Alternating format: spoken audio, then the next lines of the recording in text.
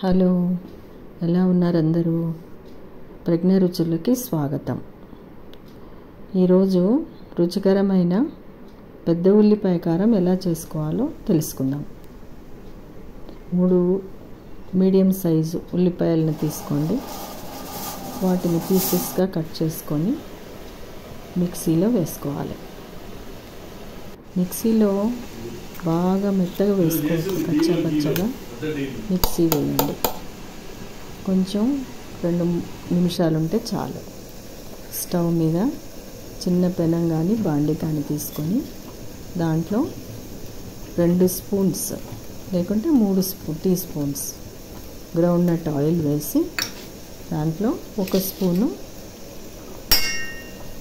జీలకర్ర, 1 స్పూను ఆవాలు, కొంచెం పసుపు, చిటికెడు పసుపు వేసి సిమ్లో పెట్టాలండి. స్టవ్ కొద్దిగా తిప్పుకోవాలి, హైలో పెడితే మాడిపోతాయి.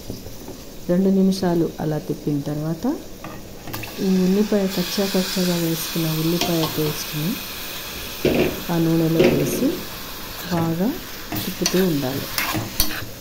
2-3 నిమిషాల్లోనే ఈ ఉల్లిపాయ పేస్ట్ బాగా ఉడికిపోతుంది. కంటిన్యూస్గా తిప్పుతుండాలండి, లేకుంటే మాడిపోతుంది. తర్వాత ఒక 2 నిమిషాలు అలా తిప్పిన తర్వాత కొంచెం సాల్ట్, సరిపడా సాల్ట్ 1 స్పూన్ వేసుకుంటే సరిపోతుందండి. నేనైతే 1 టేబుల్ స్పూన్ సాల్ట్ వేసాను. సాల్ట్ తీసుకొని ఈ ఉల్లిపాయ కారం లోపల పైన వేసి కొంచెం తిప్పాలి. మళ్ళీ తిప్పిన తర్వాత అలాగే ఉంచాలి కొంచెంసేపు. సిమ్లోనే ఇదంతా నడుస్తుంది, హైలో అస్సలు పెట్టద్దు. హైలో పెట్టామంటే మాడిపోతుంది.